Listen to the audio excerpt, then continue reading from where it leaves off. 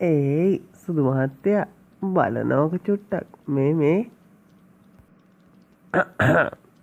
මොකද බොලේ කාංචනා මේ අද නම් එන පොට හරි නෑ වගේ ඈ මොකෝ කියන්නකෝ ඉතින් මං ගොඩක් මහතයි දානේ කියන්නකෝ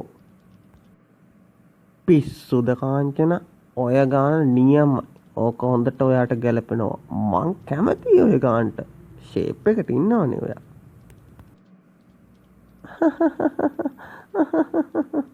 අනේ මගේ පිස්සු කොල්ලා මේ මට බඩගිනි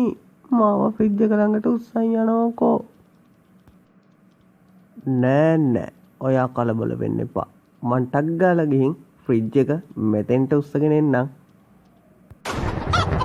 තමුසේ දැනගන්නවත් තමුසේ මට මේක කරන අපහාස නිසා තමුසෙට කවදාවත් හරියන්නේ නැහැ තේරුණාද තමුසෙට